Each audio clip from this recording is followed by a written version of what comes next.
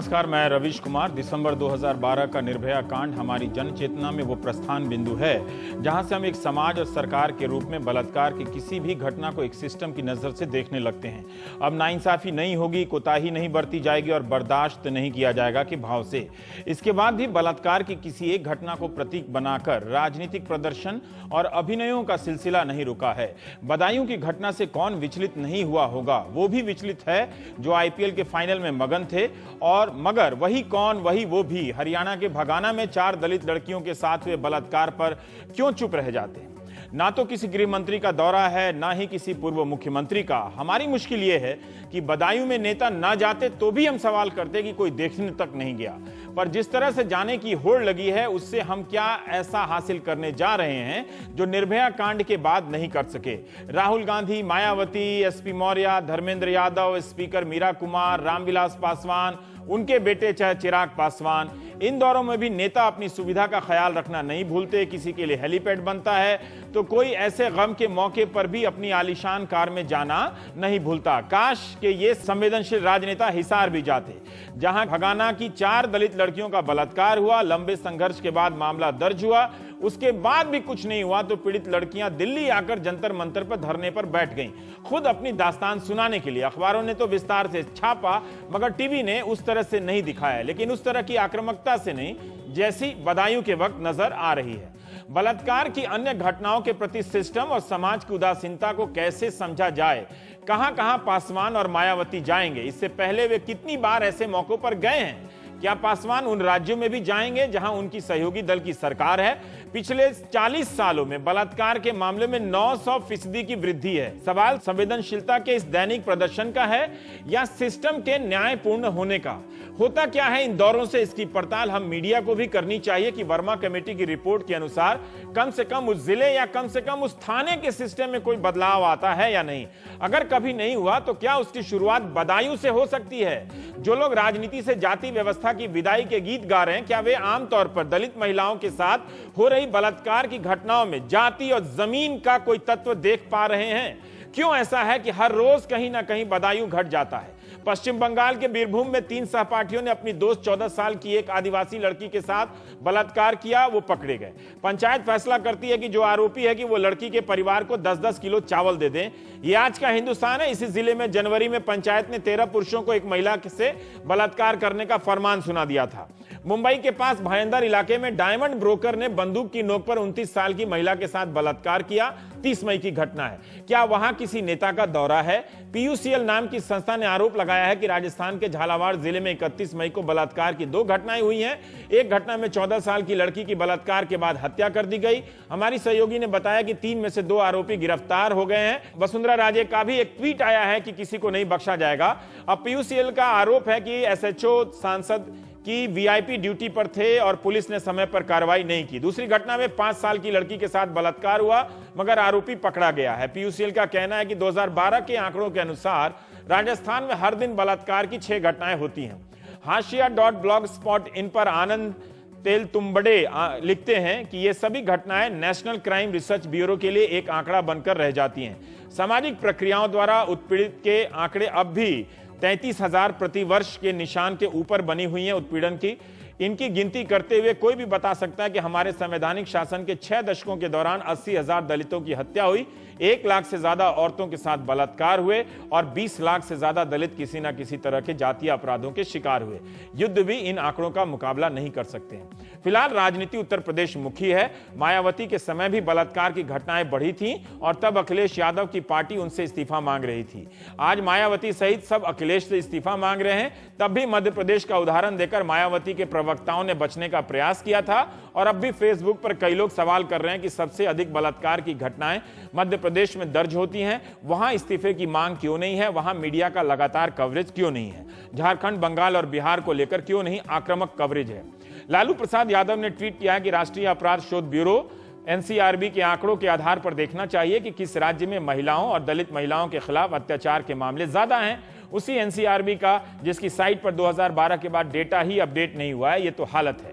वर्मा आयोग ने सुझाव दिया था कि इसे रोकने के लिए राज्य सरकारें पुलिस की जांच को प्रभावित ना कर सके, राज्य सुरक्षा कमीशन बनाया जाए, रेप क्राइसिस सेल बनाइए, यौन शोषण का केस आते ही सेल को तुरंत सूचना दी जाए, सभी पुलिस स्टेशन में दरवाजों और पूछताछ कमरे में सीसीटीवी लगाया जाए, ऑनलाइन एफआईआर की सुविधा हो जानी चाहिए, एक पुलिस ऑफिसर की ड्यूटी तय हो कि वो पीड़ित की मदद कर सके, चाहे वो उसके थाने के दायरे में है या नहीं, पुलिस वालों की संख्या बढ़ाई जाए, कम्युनिटी पुलिसिंग को बढ़ावा दिया जाए, अगर कोई पुलिस वाला शिकायत दर्ज ना करे या जांच को रोकने की कोशिश करे तो उसके खिलाफ आपराधिक मामला दर्ज हो।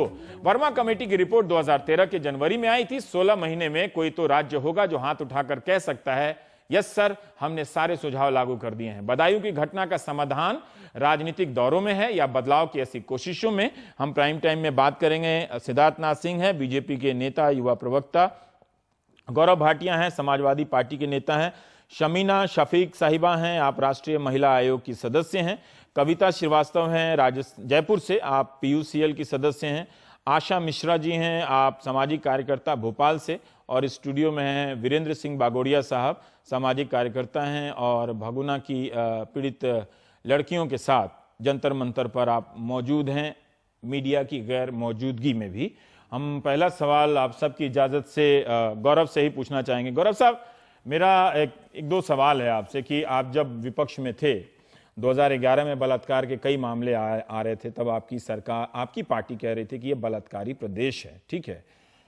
लेकिन पिछले साल का एक हफ्ता ऐसा गुजरा था जब एक ही हफ्ते में 100 से ज़्यादा बलात्कार की घटनाएं हुई। दिसंबर 2012 से लेकर जुलाई 2013 के बीच 6 महीने के अंदर 40 ऐसी घटनाएं हुई जिसमें बलात्कार भी है और पीड़िता की हत्या भी है। मायावती की तुलना में आपका प्रदर्शन क्या है? आप छोड़िए बीजेपी क्या कह रही है, आप कुछ तो बताएंगे कि आपका प्रदर्शन क्या है। सबसे पहले रविश जी, मैं ये कहना चाहूंगा कि कोई भी दुर्घटना होती है, चाहे रेप की हो, चाहे मर्डर की हो महिलाओं के खिलाफ, वो बहुत ही दुर्भाग्यपूर्ण होती है। और मुझे सिर्फ ये कहना है आपसे कि आप भी बधाई के पात्र हैं कि आपने चर्चा जो है थोड़ी बढ़ा के और मुख्य मुद्दे पे और क्या उसमें समस्याएं और क्या सुधार किए जाते हैं, इस पे आप कर रहे हैं।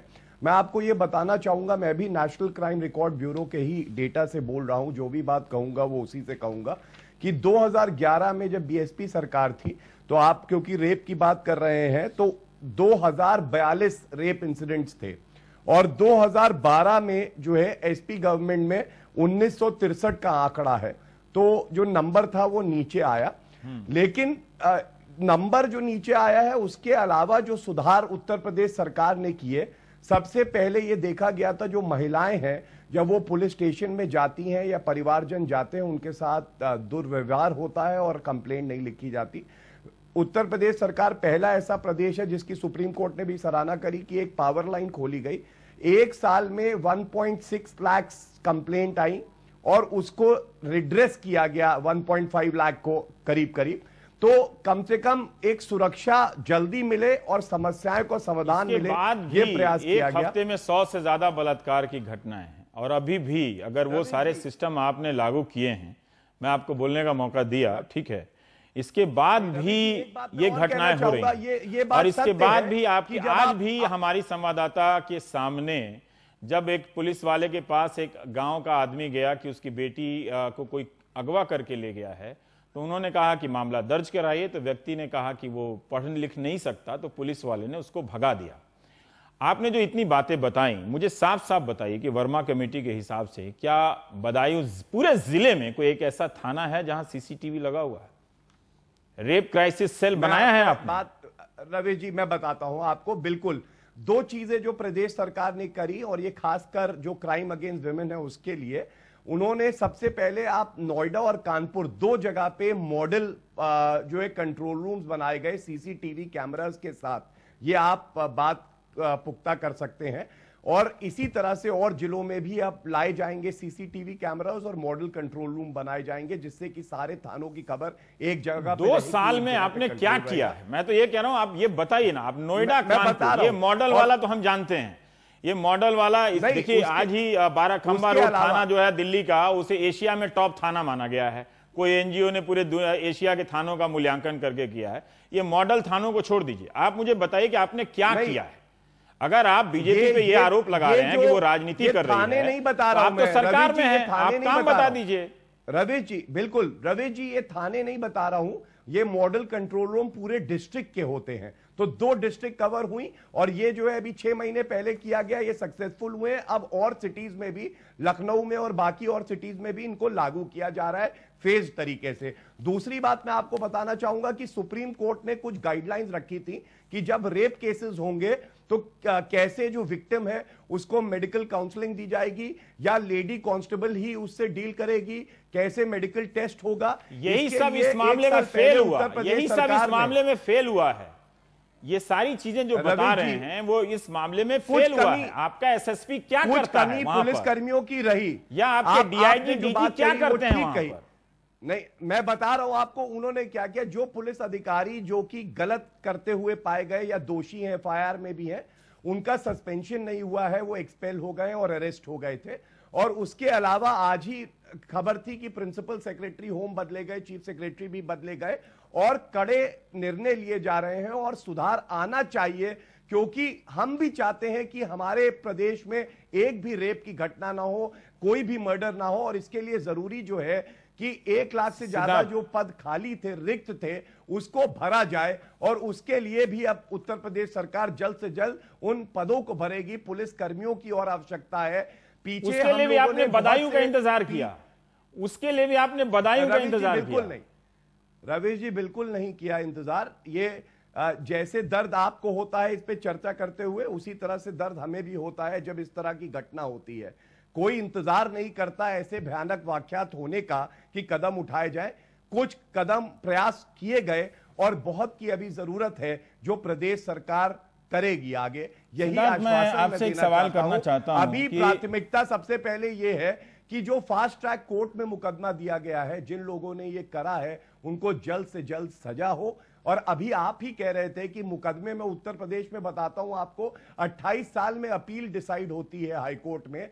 तो कहीं ना कहीं जुडिशरी जो है उसको भी ओवरहॉल करने की जरूरत है। तो आपने क्या किया? हमने तो कभी सुना नहीं, देखा नहीं कि आप इन सब चीजों पे बात कर रहे हैं। आपकी सरकार इन सब चीजों पे बात कर रही है। खैर ठीक है सिद्धार्थ, मैं एक सवाल आपसे करना चाहता हूं कि अगर मैं ये पूछूं कि पासवान का जाना या मीरा कुमार का वहां जाना या धर्मेंद्र यादव का जाना या मायावती का जाना या आपके भी किसी नेता का वहां बाद में जाना या पहले जाना, ये सब अब राजनीतिक स्टंट लगते हैं। क्योंकि क्या आप अपनी सरकारों में, जैसे भोपाल जाना चाहेंगे आप, जहां पर एक लड़की को रविवार के दिन बंदूक की नोक पर उससे बलात्कार के साथ खबरें आई, वहां भी पुलिस ने पहले मामला दर्ज नहीं किया। झालावाड़ में भी इस तरह की घटना होती है और वहां भी चीफ मिनिस्टर का बयान आता है कि किसी को बख्शा नहीं जाएगा और कार्रवाई होगी। पुलिस काम ही कर रही है। इनके में भी मामले में भी घटना के बाद तो काम कर ही रही है जो राजनीतिक दबाव है। क्या यह सब खाना पूर्ति नहीं हो गया है? देखिए रवीश जी, आपकी बात बहुत हद तक की सही भी है, मैं उससे इनकार नहीं करूंगा। मगर ये कहना कि ना जाना पॉलिटिकल पार्टीज का या मीडिया का ना जाना, ये गलत भी होएगा। हम लोगों को, आपके आज जैसे मीडिया ने पिछले 3 दिन से इस केस को उठा रखा है, उस पर चर्चा हो रही है। कहीं ना कहीं हम लोग जो भी राज्य सरकार हैं या केंद्र सरकारें हैं या जो भी है, उसके अंदर एक कॉन्शियस जगना चाहिए और जगाना भी चाहिए। तो आप भी वो काम कर रहे हैं और पॉलिटिकल पार्टीज भी इसमें करती है। हो सकता है कि आपका जो एक तर्क है कि राजनीति होती है, मैं वहां तक की कुछ हद तक की सहमत हूं, मगर ये कहें कि पॉलिटिकल एक्टिविस्ट इसको टोटल इग्नोर कर दें या एनजीओज इग्नोर कर दें, तो ये सही नहीं होगा। नहीं, मैं इसी में समस्या जो रवि जी है, मीडिया को भी जोड़ लीजिए इसमें, आप मीडिया को भी जोड़ लीजिए। मैं तो मीडिया भी जोड़ के बोला, मैंने बोला मीडिया को। कभी मिर्चपुर जाते नहीं देखा, उन्हीं पासवान साहब को मैंने भगाना जाते नहीं देखा, है ना? वो आज ही चले जाते हैं और अपनी तरफ से कहते हैं, उनका बेटे कह रहे हैं चिराग पासवान के हम पीएम को रिपोर्ट देंगे।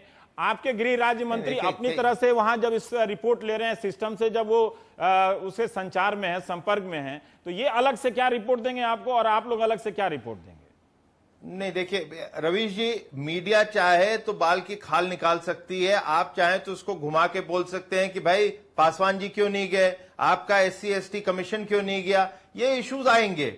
हम कुछ भी ना करें जब भी होएगा, या करें तो होएगा, मगर जो मूल मुद्दा है, मूल मुद्दा यह है कितने हम कंसिस्टेंट हैं और कितने सीरियसली उस पर हम काम कर सकते हैं। क्या निर्भय के बाद या बदायूं के बाद या किसी के बाद हम लोग ने कुछ इंप्रूवमेंट करा? और मुझे लगता है इसमें हम लोग को सबको संवेदनशील होना चाहिए। एक के आंकड़े मैं दूसरे से अपने को ढक लूं, मैं तीसरे से आंकड़ों से उसको ढक दूं, शायद ये सही बात नहीं होगी। लेकिन मेरे को ये लगता है, और इसमें मैं किसी की निंदा नहीं कर रहा हूं, मुझे ये लगता है जो मुखिया है या जो मुख्यमंत्री है वो कितने संवेदनशील हैं, और क्या हम लोग जो पुलिस की जो व्यवस्था बनाते हैं अपने राज्यों के अंदर, और खासकर मैं उत्तर प्रदेश से आता हूं इसलिए मैं उत्तर प्रदेश की बात करूंगा, गौरव उसको अच्छा नहीं लगेगा, मगर हम लोग क्या अपनी पुलिस को, जैसे उत्तर प्रदेश की है, क्या उसका हम राजनीतिकरण इतना कर देते हैं, इस हद तक की कर देते हैं कि वहां पर केसेस लिए ही नहीं जाते और दूसरी जातियों के ऊपर बहुत अन्याय भी होता है।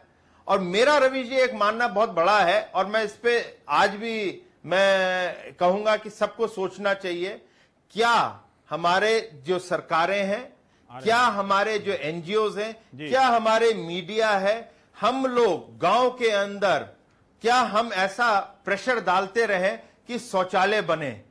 ये जो शौचालय वाला वहां पे है और जिसके कारण बहुत चीजें होती हैं, रवीश जी, ये एक सिद्धार्थ, मैं इस विषय पे बाद में आऊंगा, और ये आपने ठीक सवाल उठाया है, पर अभी मुझे नहीं लगता कि कई कारणों में से ये एक कारण है। मतलब वो कहीं भी जा सकती हैं, वो रास्ते में जाते हुए कोई पकड़ ले, कोई शहर में पकड़ ले। मेरा आपसे एक सवाल है कि अगर ये आप जो कह रहे हैं कि सबके लिए ये मसला है ना, तो मैं ये जानना चाहता हूं कि झालावाड़ या भोपाल की घटना बदायूं की घटना से कैसे अलग हो जाती है?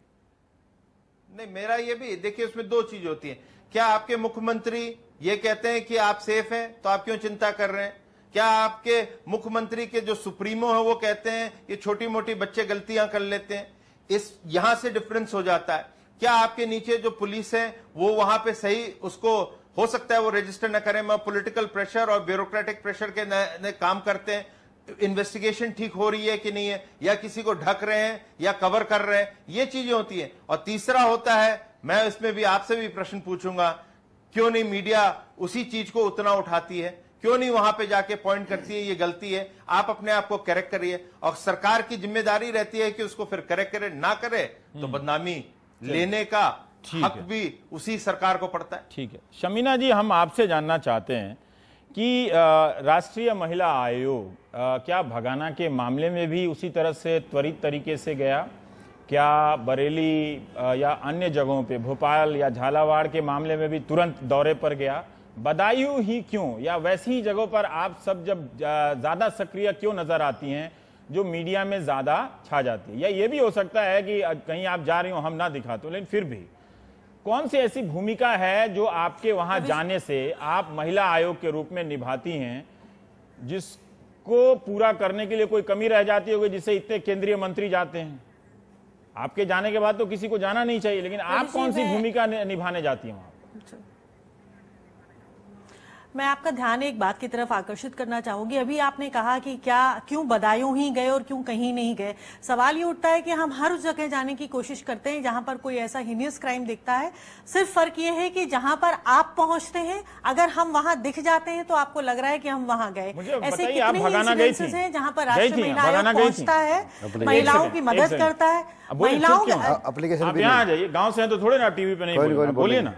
आप भगाना गई थी महिला आयोग? नहीं गई, हमारी एप्लीकेशन भी नहीं लिया। हम ऑफिस में गए महिला आयोग में, हमारी एप्लीकेशन लेने से मना कर दिया कि आपका केस जो है, आपका केस SC कमीशन का चल रहा है, इसलिए एक केस दो जगह नहीं चल सकता। जंतर मंतर पर बैठे थे 2 महीने, आप लोग कभी गए वहां पे?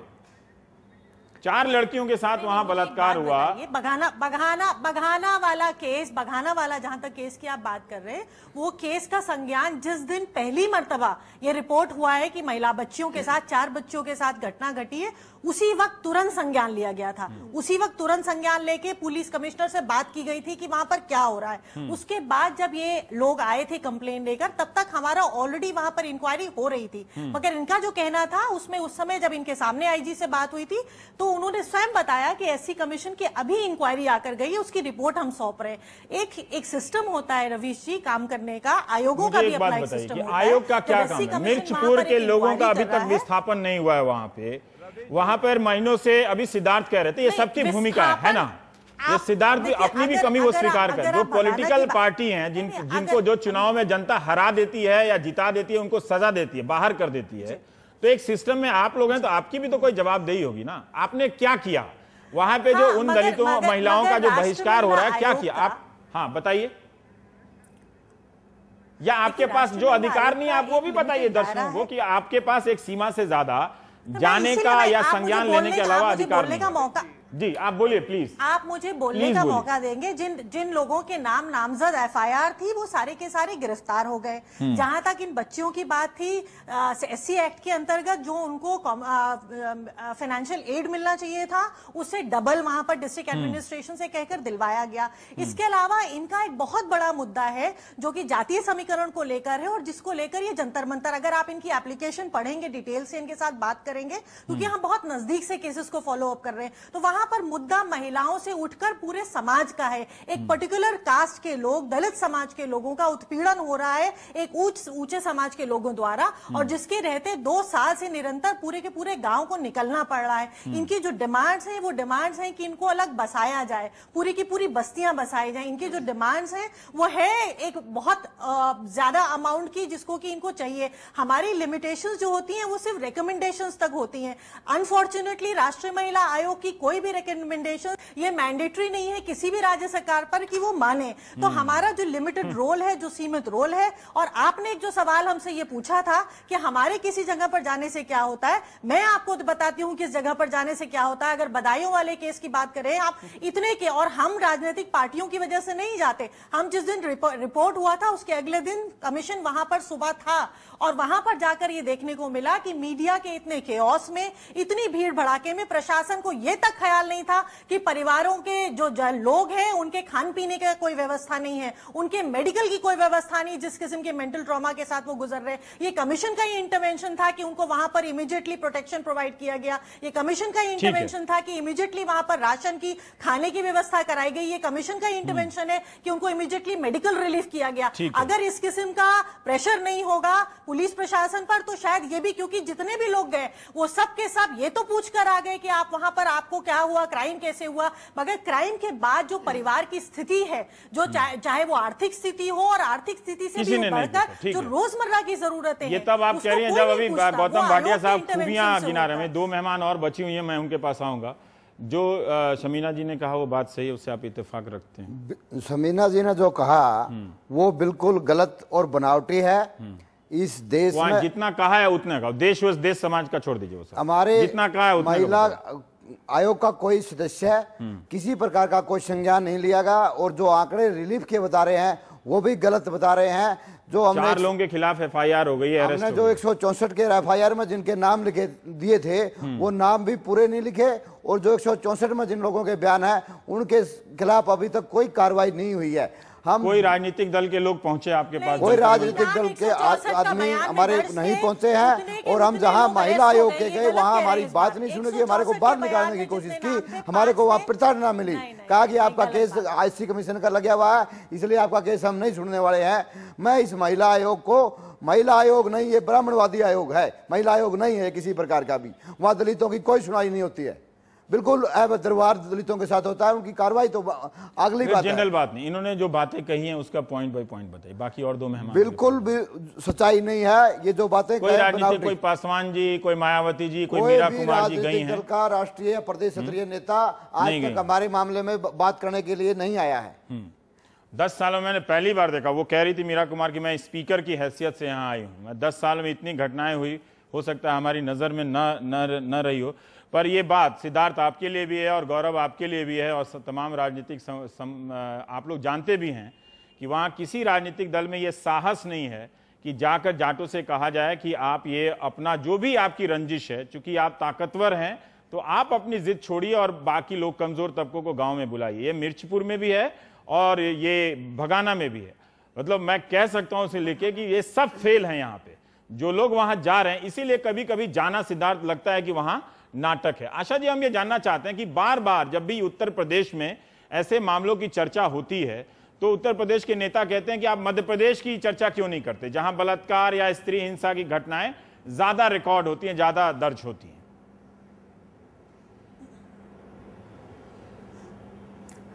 रवि जी, ये बात जी, हेलो जी आप बोलिए। रवि जी, ये बात सही है। अगर हम आप सुन रहे मेरी बात को? हाँ, मैं सुन रहा हूँ, आप बोलते जाइए। हाँ, सुनाई दे रहा है? हाँ हाँ, तो ये बात सही है। जब बात होती है कि ये बात सही है कि मध्य प्रदेश में भी हम देखें कि मध्य प्रदेश में भी लगातार मध्य प्रदेश अगर देश का पूरा आंकड़ा देखेंगे तो सबसे बड़ा चार्ट में सबसे पहला नंबर पे महिलाओं पर जो रेप है और क्राइम्स है वो बढ़ रही है। लेकिन अगर उसको देखें तो इस प्रकार के एक तरीके से कि राजनीतिक महिलाओं के राजनीतिक मुद्दा बना के ही रख लेते हैं। आए दिन मध्य प्रदेश में आए दिन इस तरीके से घटनाएं होती है। अगर हम देखें पिछले 2011 और 2012 का अगर रिकॉर्ड देखें, जो हमारा एनसीआरबी का रिकॉर्ड है, उसमें आप पाएंगे कि लगातार इसका एक परसेंटेज में बढ़ोतरी हो रही है। खास करके बच्चियों का, पिछले बार जो बच्चियों का क्राइम्स रिकॉर्ड था वो साथ में उनका जो रेप हुआ था उस पर लगभग 29% 30% बढ़ोतरी हुई है। मुझे अगर ये आंकड़ा को मैं बता दूं, ये आंकड़ा के बारे में कहना है, 3 चीजें कॉन्ट्राडिक्शन दिखाई देती है। एक तो ये है कि जो बच्चों ये जो रिपोर्टेड है उस रिपोर्ट के आंकड़ा बताया जा रहा है और ये कहा जाता है कि ज्यादातर ये हो रहा है शहरों में जो होती है, ये शहरों में ज्यादा हो रही है कहा जा रहा है। तो शहरों में कहा जा रहा है, इसका मतलब होता है क्योंकि शहर में एक तरीके से एक मीडिया और बाकी लोगों के कैंपेन है, उससे थोड़ी जागरूकता आई है तो रिपोर्ट हुई, रिपोर्ट का आंकड़ा बताता है। दूसरा कॉन्ट्राडिक्शन मैं आपके सामने रखना चाहती हूँ, वो है कि एक पूरा दलित आदिवासी और जो पिछड़े वर्ग है उनके पर जो ज्यादती होती है वो रिकॉर्ड नहीं होता है क्योंकि वो आसानी से वो रिपोर्ट नहीं कर पाते। तो ये जो हम आंकड़ा देख रहे हैं कि 30% बढ़ा हुआ है वो शहर के द्वारा देखते हैं, चूंकि शहरों में एक तरीके से मीडिया और बाकी के द्वारा एक जागरूकता है, लेकिन बाकी गाँव की चीज पर अछूता है। तीसरी बात मैं आपको बताना चाहती हूँ कि जब पुलिस के पास जाते हैं तो पुलिस भी रिकॉर्ड इसको रजिस्टर नहीं करती है। इसलिए नहीं करती है क्योंकि उसको लगता है अगर रजिस्टर करती तो वो आंकड़ा बढ़ोतरी दिखाई देगी। ये कुल मिला के जो कॉन्ट्राडिक्शन है ये आंकड़ा को लेके ये आपके सामने दिखाई देता है। मध्य प्रदेश में भी ये बात है कि मध्य प्रदेश में भी इसको एक पॉलिटिकल, यहाँ आयोग भी है, आयोग जाती है लेकिन आयोग भी जो उनकी सरकार जो कहते हैं उस तरीके से आयोग उस तरीके उस केस को लेती हैं। तो इसीलिए ये कुल मिला के एक राजनीतिक मुद्दे के रूप में रह के ये जो केसेस से दब जाता है। लेकिन आए दिन आज भी भोपाल में कमला नगर में एक लड़की के साथ हुआ, कल बैतूल में हुआ, रोज एक देखेंगे अखबार के माध्यम से और हमारी अपनी जानकारी के माध्यम से आए दिन बच्चियों के साथ, महिलाओं के साथ मध्य प्रदेश में लगातार ये जो क्राइम्स लड़कियों के साथ, महिलाओं के साथ और रेप भी बढ़ रहा है। इस पे हम थोड़ा ब्रेक के बाद एक और बात मैं बताना चाहती हूँ, हमारे यहाँ मध्य प्रदेश सरकार को माना जाता है वो बहुत महिला संवेदनशील है, वो पूरा महिलाओं के एक मामा के रूप में कहे जाते हैं। और इस तरीके से वो आप देखें कन्यादान योजना, लाडली लक्ष्मी योजना, इस तरीके से योजना जरूर बनाते हैं। इससे समझ में आता है कि ये योजना जो बनाया जाता है किस तरीके से हमारा सरकार, हमारा शासन का फ्यूडल मानसिकता है। तो इस तरह की योजना बना के समझते हैं कि हम कभी रोकना पड़ेगा। आशा जी, मैं आपको रोक रहा हूं। एक मध्य प्रदेश का आप पर्सपेक्टिव रख रही हैं, इस पे ये भी है कि वहां से उनकी तरफ से आपका काउंटर पर्सपेक्टिव देने के लिए उनकी तरफ से कोई नहीं, सिद्धार्थ दे देंगे ब्रेक के बाद। कविता, मैं जानना चाहता हूं कि वर्मा आयोग के आने के बाद से ही राजस्थान के अनुभव से ही बता दीजिए, 2 सरकारें वहां बदली हैं बीच में, एक सरकार अभी ठीक नहीं है ना। सिस्टम में क्या कोई बदलाव आया है क्या? उसके काम करने के तरीके में कोई चेंज आया है क्या? अगर हम वर्मा कमीशन की रिपोर्ट की इम्प्लीमेंटेशन देखें तो मुझे लगता है उनके आइडियाज़ की और वो पूरे डिबेट और डिस्कशन की, तो मुझे नहीं लगता है कि इस तरह के बदलाव आए हैं। एक सेंट्रल गवर्नमेंट का ज़रूर एक crisis and rape crisis cell, one stop crisis cell ज़रूर खुला है and that is running very well, क्योंकि वो महिला संगठनों के हाथ में है। लेकिन हम ये कहें कि एक पुलिस के सोच में बदलाव आया है, हम ये कहें कि पुलिस के लिए अब जो पीड़ा लोगों की है उसके लिए वो तत्परता से खड़ी हो जाएगी, वो तुरंत लग जाएगी और अपना पूरा ताकत उस महिला को न्याय दिलाने में लगा देगी, ये सब बिल्कुल भी नहीं है। मुझे लगता है संवेदनहीनता इस तरह की है कि अभी आपने सुना होगा सीकर की जो दामिनी 12 साल की लड़की जिसका 2.5 साल पहले बलात्कार हुआ था, वो बीकानेर हाउस राजस्थान हाउस दिल्ली में थी, क्योंकि एम्स में उसका 20वां कोलोस्टमी ऑपरेशन हो रहा था।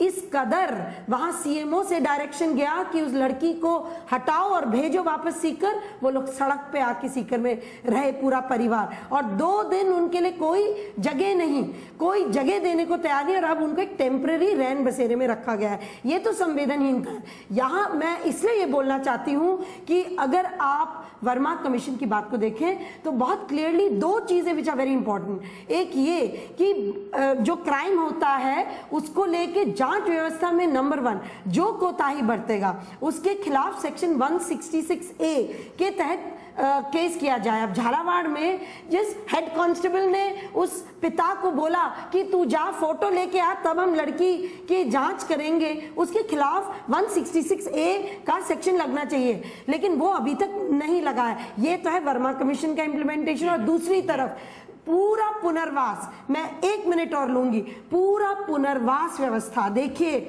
केस लड़ने में, जीतने में, हारने में भंवरी देवी तो 20 साल से बैठी हुई हैं, उनका केस अभी हाई कोर्ट में ही नहीं सुनाया गया है। तो आप सोच सकते हैं न्याय प्रक्रिया औरत को थकाएगी, हराएगी, लेकिन पुनर्वास तो हम कर सकते हैं ना, उसको इज्जत से एक जीवन तो दे सकते हैं ना। बच्चियों को ना शिक्षा का सपोर्ट, ना मेडिकल का। पुलिस का व्यवहार आशा जी के बयान से देख लीजिए या कविता की बात से देख लीजिए या फिर बदायूं। मुझे एक छोटा सा ब्रेक लेना पड़ेगा सिद्धार्थ, हम इस पर आएंगे कि कितना आप लोग आश्वस्त कर सकते हैं। कहीं होता नहीं है, ना मध्य प्रदेश है इसमें अव्वल, ना राजस्थान है, ना बिहार, ना यूपी है, क्या चला जाए बदायूं क्या। छोटे से ब्रेक के बाद